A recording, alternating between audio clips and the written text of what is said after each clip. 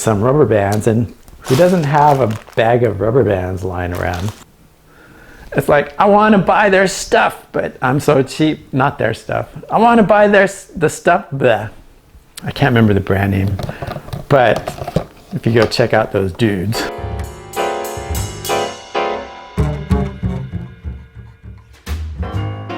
I was recently watching those Beefy Reefers, you know the ones. They talk, and then every once in a while you get an amazing tip from them. So they were talking about this internal canister filter that they kind of use. I think Ben, when he goes and attends to other people's aquariums in their homes. And it's basically this internal canister filter that he just plops it in there while he's doing his thing, and by the time he leaves, the tank is a lot cleaner, so it's polishing the water.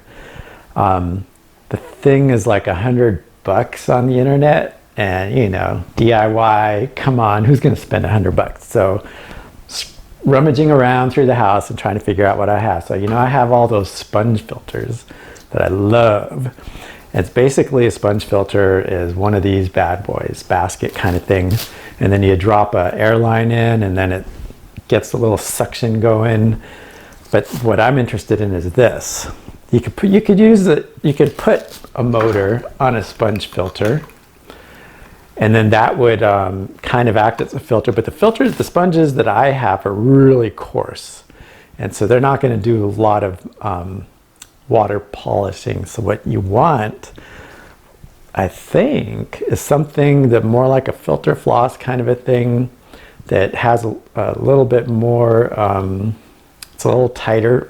So I was thinking I would take some of this filter floss that I have and just wrap it around with some rubber bands. And who doesn't have a bag of rubber bands lying around?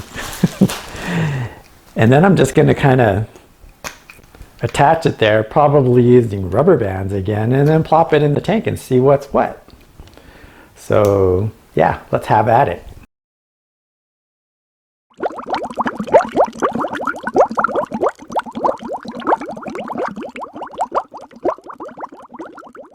So the water actually looks a lot worse, even though the filter is starting to get a little dirty there, especially right around the top here, that first layer. This one doesn't look like there's a whole lot of water passing through it at this point.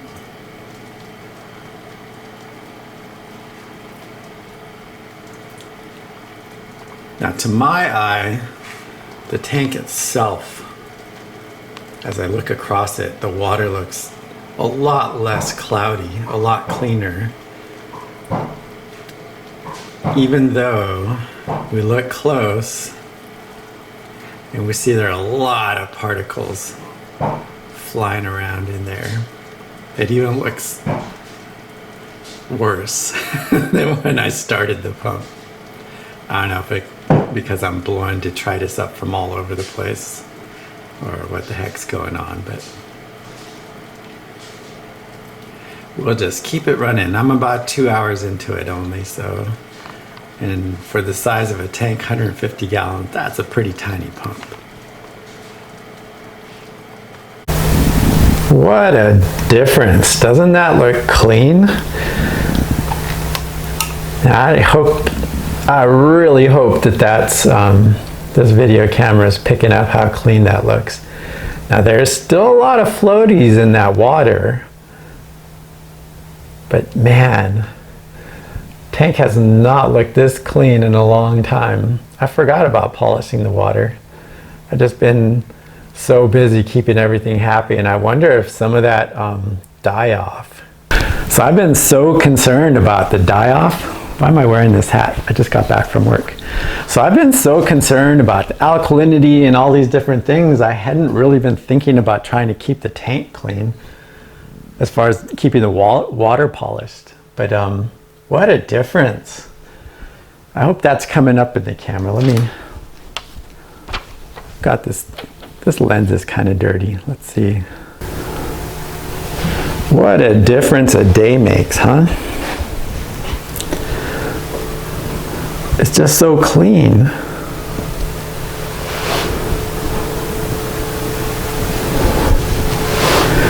Now if I zoom in close, you can still see that we have floaties that are still happening. I better turn a couple lights off.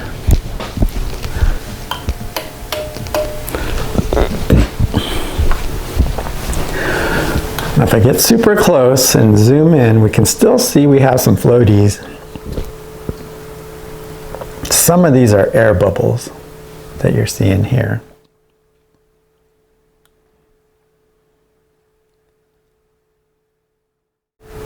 Because this pump over here, every now and again, because I have it so close to the surface, it just pulls down. It sucks down some air every once in a while. But I'm going to go ahead, and another thing that I have done, because those beefy reefers, sometimes people say stuff on the internet, you know, and it just kind of sticks with you. Sometimes you just want to buy the stuff they're talking about because they believe in it so much. But I'm so cheap, I can't do that. I can't bring myself to do that. So this worked really, really well. And I don't know if you can see that. Let's take the lens off. Look how dirty that is. Right around where the pump is. Now, as soon as this got dirty enough, oh, I'm leaking water, it would have, and got clogged, it would have started using this part as the filter. But look at that. That is some nasty stuff. Now, what I'm going to do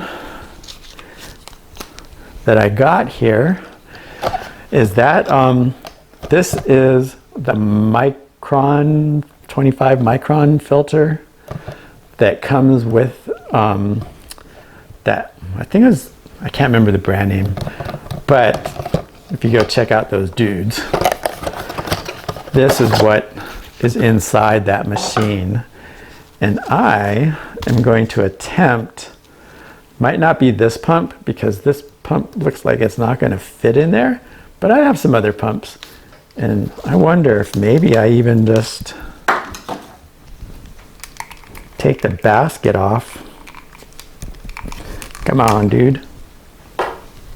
It wants to suck it in through that. So maybe I can screw something onto that or find some sort of gasket that's going to allow me to filter that and then just drop this into the tank, huh? 10 bucks. That's pretty darn expensive for just the filter, in my opinion. But if you can wash it and reuse it, let me go find something, some sort of rubber gasket. I could print something. This is rubber, it'll stretch a little bit. I could print something that screws onto that. Let me go see if I can find something. Some sort of bushing or whatever. Spicy Reef here, signing off.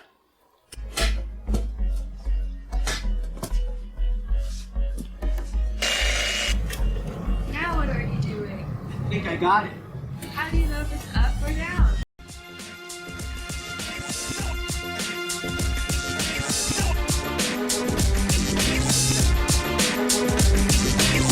I was wondering why that ball kept getting bigger, and then it hit me. That was awesome, dude. Oh, so bad.